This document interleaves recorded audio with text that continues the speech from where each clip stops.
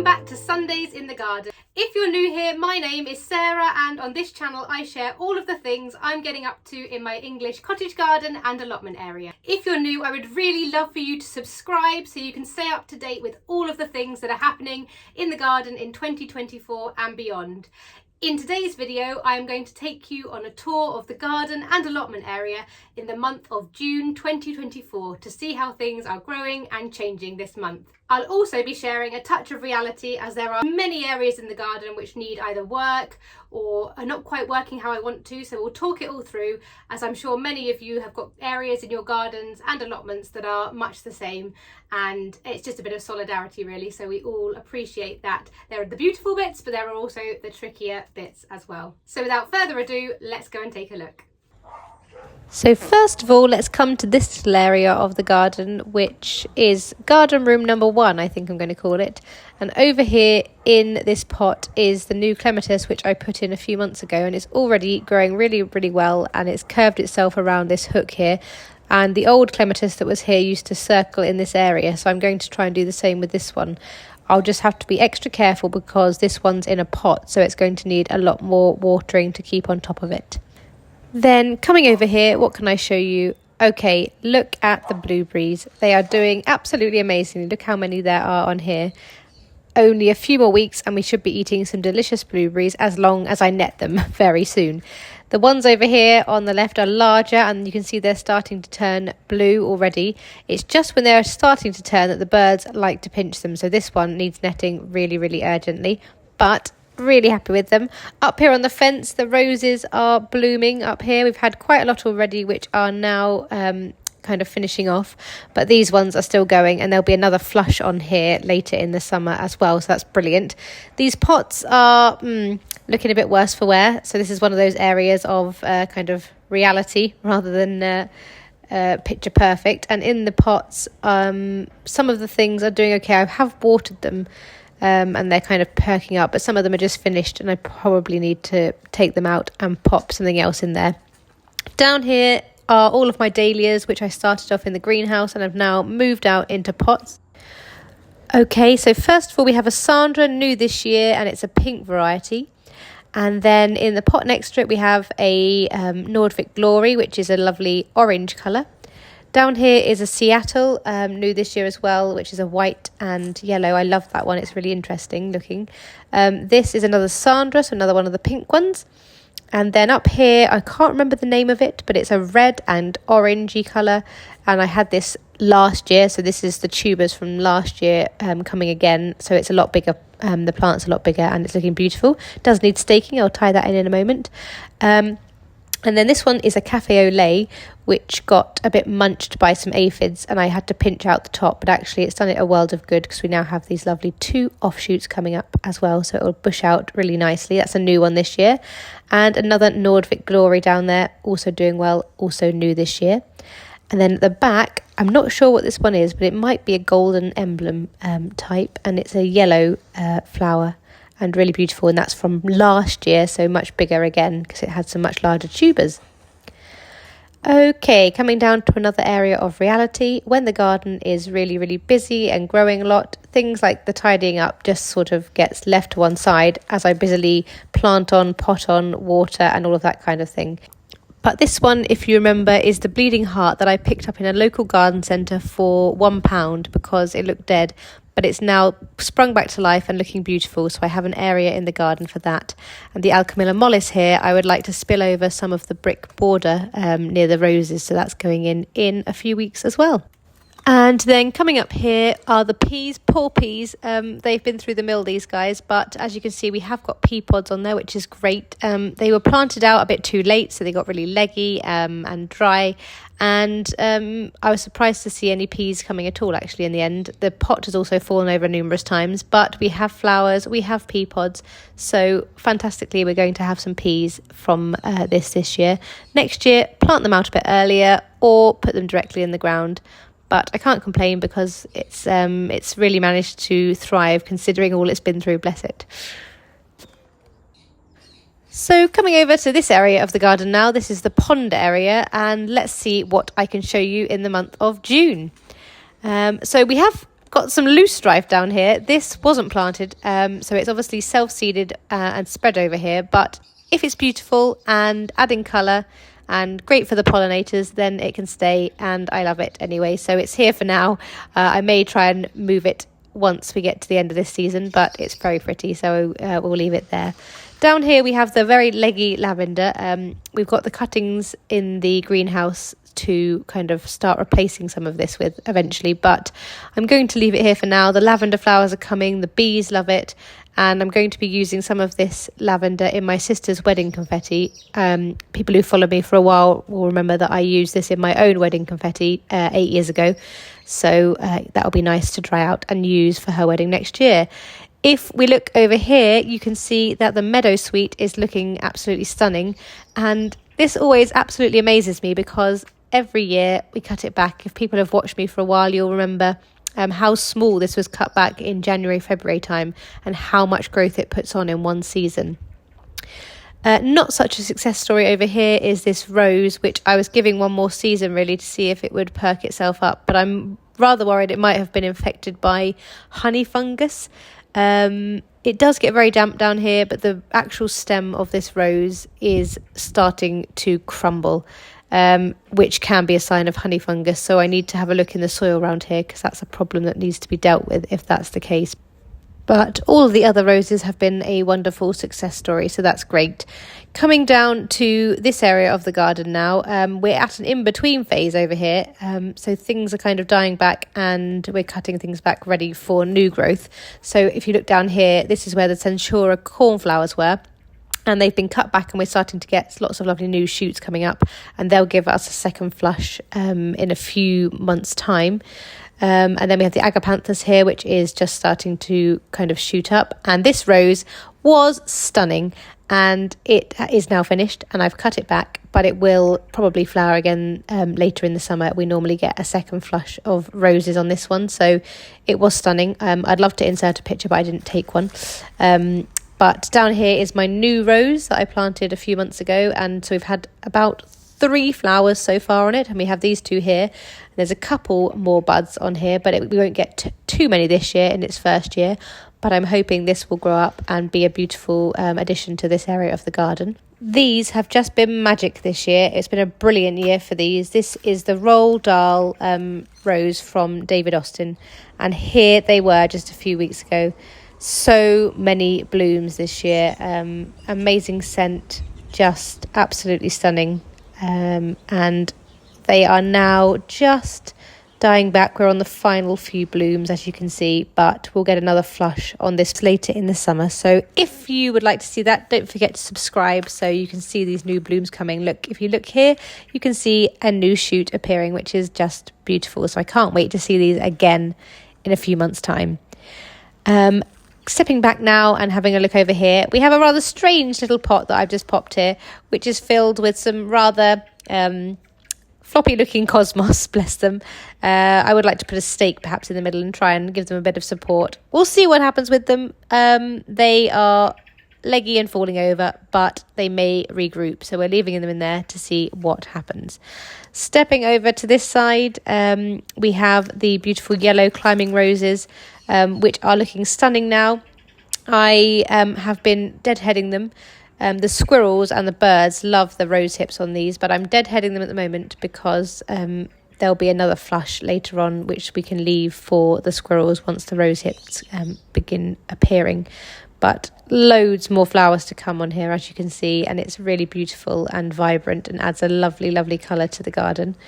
And then if I insert just here a video of it a few weeks ago when they were first popping, absolutely lovely, but there's still many more to come.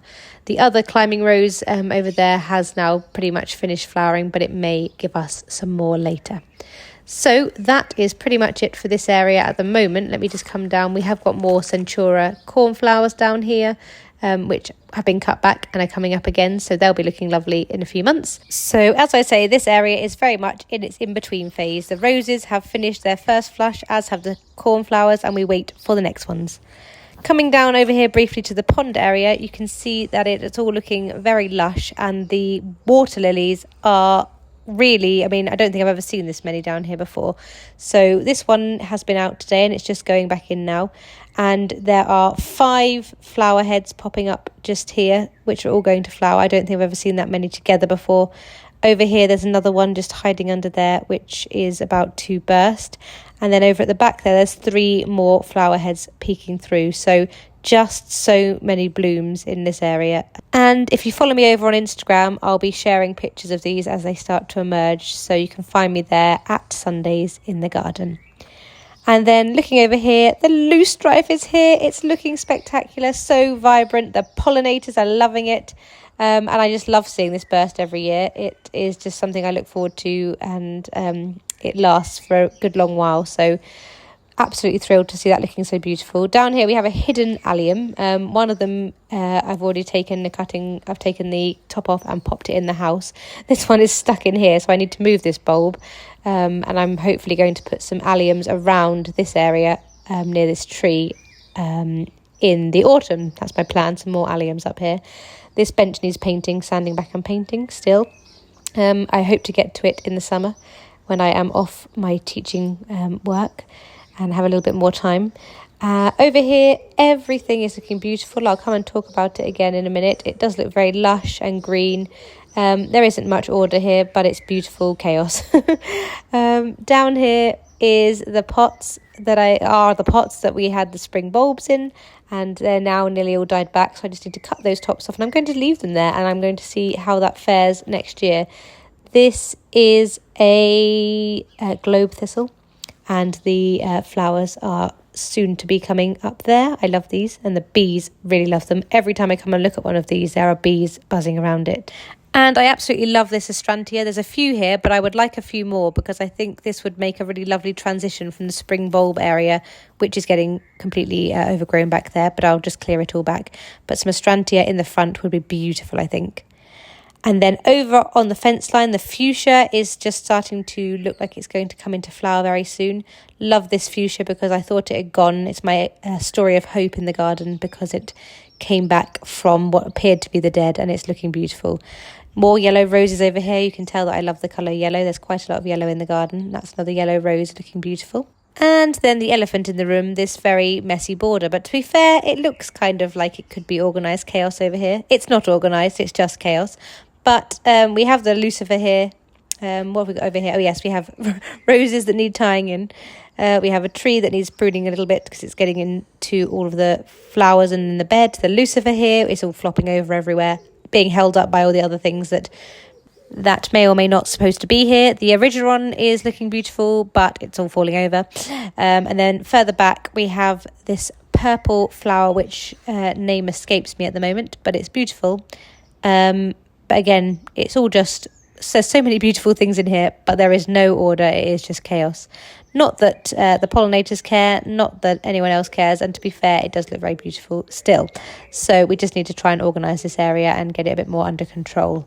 Then coming back up here are all the things we've discussed before that time has not allowed me to deal with. We have Herb Robert, we have this Barbarous, which actually I cut back and it's grown this year to this height, and I don't dislike it at this height. It was when it got very much out of control that I disliked it, so I'm going to keep that and just cut it back down to the ground every year, and it'll come back and look beautiful, so that's great.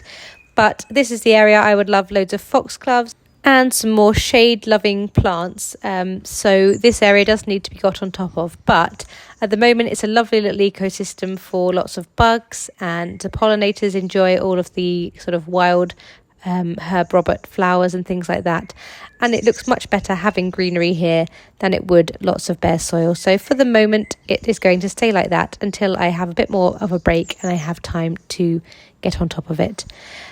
Over here on this side of the garden, we still have lots of lovely loosestrife here, as I showed you further down, so that's looking great. That's where the bluebells were earlier in the year. And we have a new ash tree over here that a squirrel has planted, but it's going to stay because a new tree in a shady area of the garden is no issue to me. And then let's come up here and have a look in the greenhouse and see what's happening in here. It's much quieter in here at this time of the So up here we have the apricot foxgloves, which I planted I think late February, early March, and they've been growing in a seed tray, and now they've been potted on into individual pots ready to plant out. where the other foxgloves are, and also hopefully in that area that I hope to clear. We have some verbena, bless it, and some aquilegia, all in desperate need of potting into individual pots now, ready for planting out later in the summer.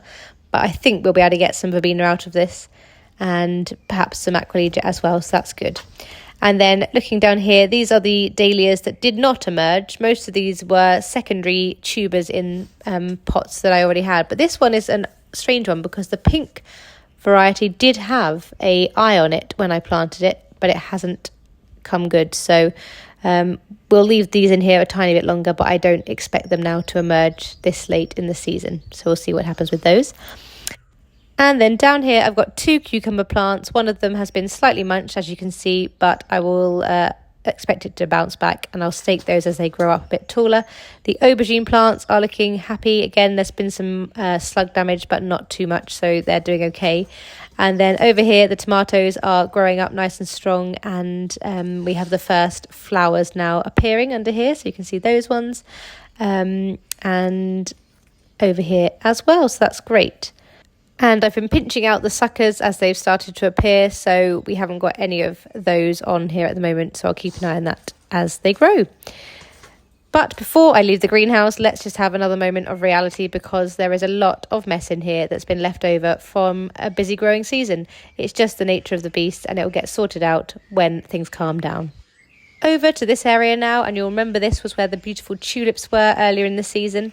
They have all died back and been cut back now. We've got sweet peas. We've got sweet peas here in this pot, which are growing really, really well.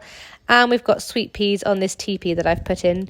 And they're doing okay, actually. This is the first time for sweet peas here, and it's a not particularly sunny position. So I think they'd do better if they were in full sun, but they're not. But they are growing. So we'll see how they do. It'd be nice to have a little teepee here for my 2 children to sit in.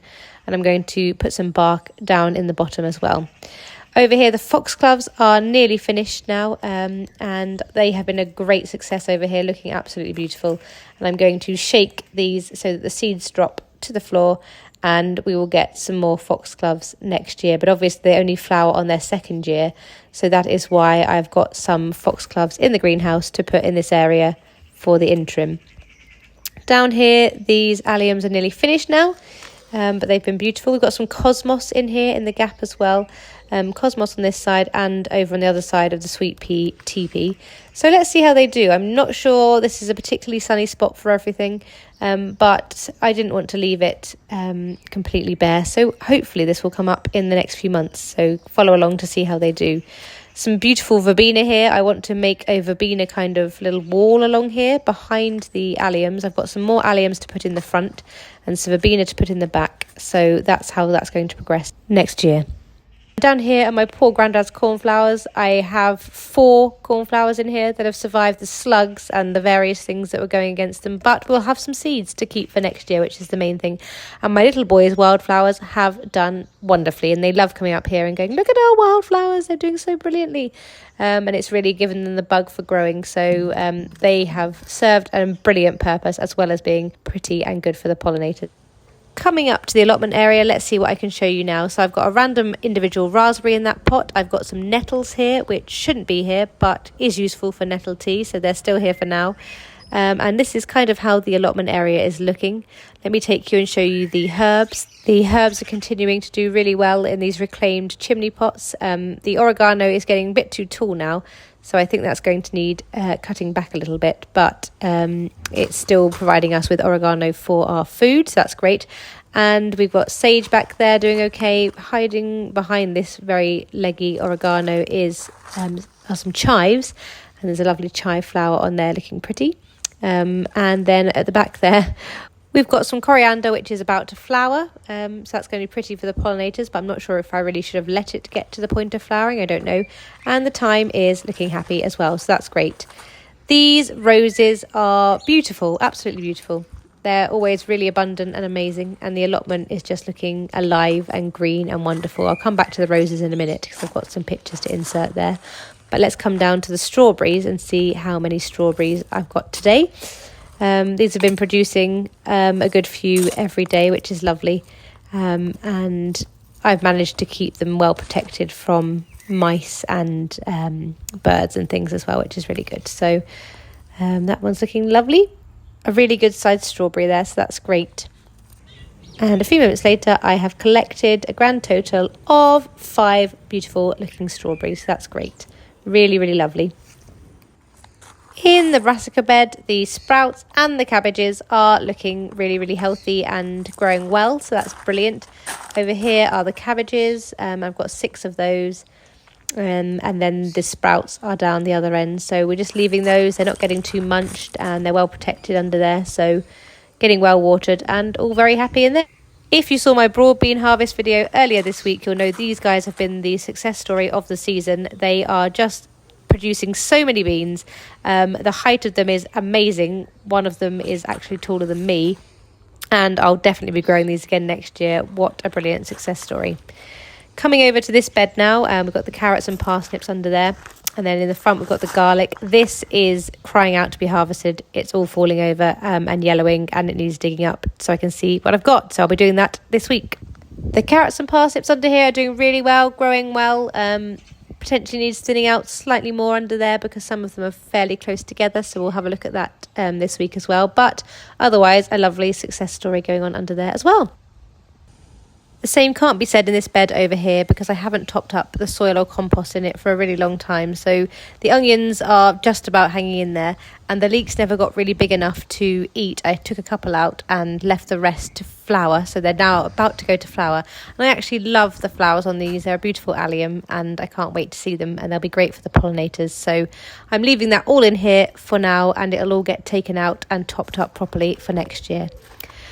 Over here we have the bean arch, which is kind of a mixed success at the moment really, but I'll show you those in a moment because underneath we have the lovely nasturtiums, which are doing really well, and we have some lovely flowers under here as well, hiding under the leaves, so they are looking beautiful, and lovely to see those sunny and cheerful flowers appearing.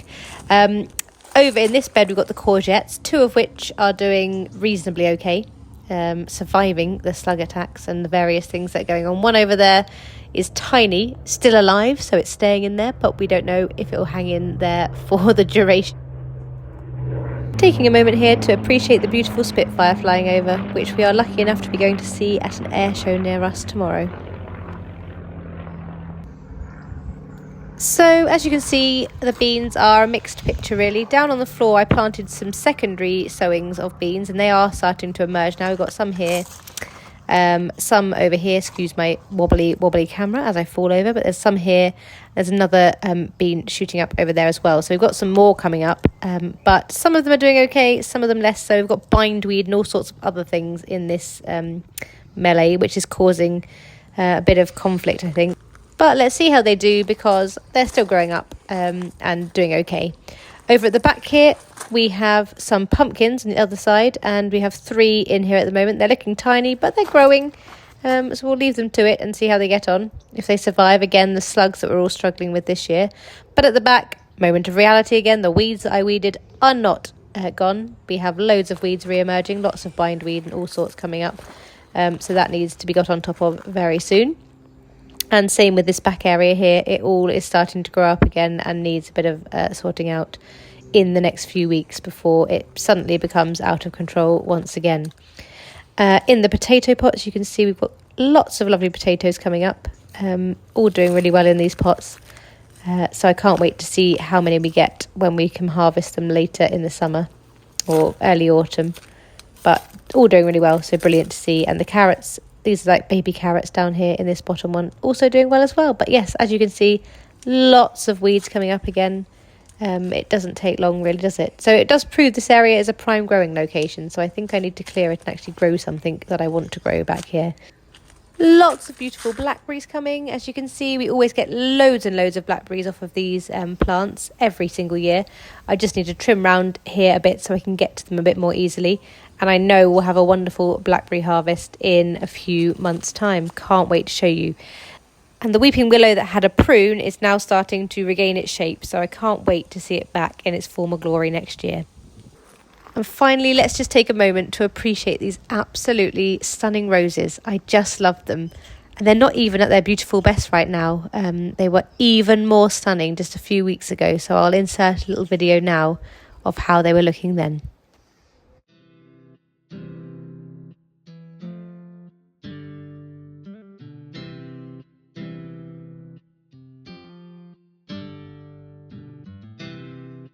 Thank you all so much for watching.